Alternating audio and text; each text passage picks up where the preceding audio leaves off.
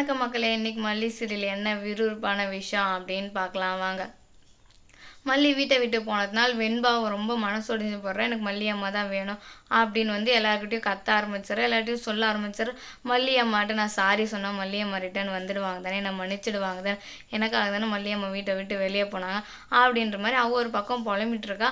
அதை கேட்டு வந்து விஜய் வந்து சாப்பாடு என் போய் கொடுக்குறான். இந்தா மல்லி, இந்தா வெண்பா சாப்பிடு, மல்லியெல்லாம் இனிமேல் வரமாட்டாங்க, அவங்க ஊருக்கு போயிருக்காங்க அப்படின்னு சொல்லி. இல்லை, எனக்கு மல்லி அம்மா தான் சாப்பாடு ஊட்டி விடுவாங்க, அவங்க தான் கதை சொல்லுவாங்க, எல்லாமே அவங்க தான் பண்ணுவாங்க, எனக்கு அவங்க தான் வேணும், எனக்கு அவங்கள தான் ரொம்ப பிடிக்கும் அப்படின்ற மாதிரி வந்து வெண்பா சொல்கிறா. நீ தானே சொன்ன மல்லியம்மா எனக்கு பிடிக்கல, எனக்கு வேணான்னு சொல்லிட்டு, நான் தான் வேணும், நானும் நீ மட்டும் இருக்கலாம், நீ தானே வெண்பா சொன்ன அப்படின்னு விஜய் வந்து கேட்கும்போது அது ஏதோ கோவத்தில் சொல்லிட்டேன், மல்லியம்மா வந்து என்னை ஏமாற்றிட்டாங்கன்ட்டு, அதுக்காக ஒரே அடியாலாம் நான் மல்லியம்மாவை வெறுக்கல அப்படின்ற மாதிரி அவள் சொல்கிறா. ரொம்ப கஷ்டமாக போயிடுது. நமக்கே இவ்வளோ கஷ்டமாக இருக்கும்போது அந்த சின்ன குழந்தைக்கு எவ்வளோ கஷ்டமாக இருக்கும். அதனால மல்லியம்மா சாரின்னு அவள் நோட்டில் இம்போசிஷன் எழுதி வைக்கிறா. தப்பு பண்ணால் இம்போசிஷன் தானே எழுதுவாங்க ஸ்கூலில், அந்த மாதிரி அவளும் எழுதி வைக்கிறா. இதை வந்து போதும்னு ரஞ்சிதாவும் பார்த்துட்டு என்ன நடக்குது இங்கே, இனிமேல் மல்லியெல்லாம் வரமாட்டா, அவள் பாதியில் வந்தால் பாதியில் போயிட்டா, இனிமேல் நான் தான் உனக்கு எல்லாமே அப்படின்னு ரஞ்சிதா சொல்லும்.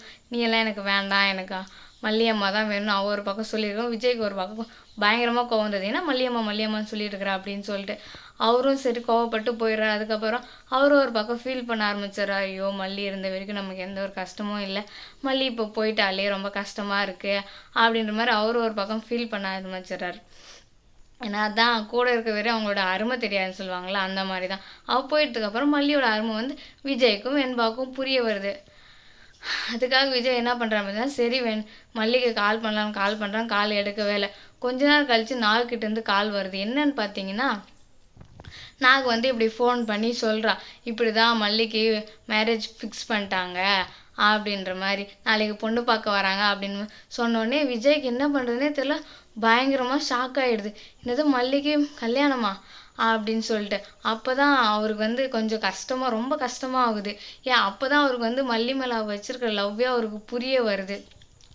அவளுக்கு கல்யாணம்னா நமக்கு என்ன அப்படின்ற மாதிரி ஒரு பக்கம் இருந்தாலும் மனசுக்கு அப்படியே உறுத்திக்கிட்டே இருக்குது, ரொம்ப கஷ்டமாக இருக்குது. மல்லிக்கே கல்யாணமா அப்படின்னு சொல்லிட்டு அதை நினச்சி அவர் ஒரு பக்கம் ஃபீல் பண்ணிகிட்டே இருக்கிறாரு.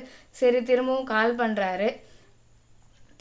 பண்ணி அங்கே என்ன தான் நடக்குது சொல்லுங்க அப்படின்னு கேட்கும்போது, இப்படி தான் இந்த மாதிரி அசிங்கப்படுத்திட்டாங்க உங்கள் சித்தி தான் அப்படின்னு சொல்கிறாங்க. போதுமுன்னு தான் வந்து ஊர் மக்கள்கிட்டலாம் இந்த மாதிரி உன்னை வச்சுருக்க மாதிரி சொல்லிட்டாங்க, ஆனால் ரொம்ப அசிங்கப்பட்டு பாபுக்கு ரொம்ப அசிங்கமாக போயிடுச்சு எங்கள் வீட்டுக்காருக்கு அப்படின்னு வந்து நாகு சொல்கிறேன்.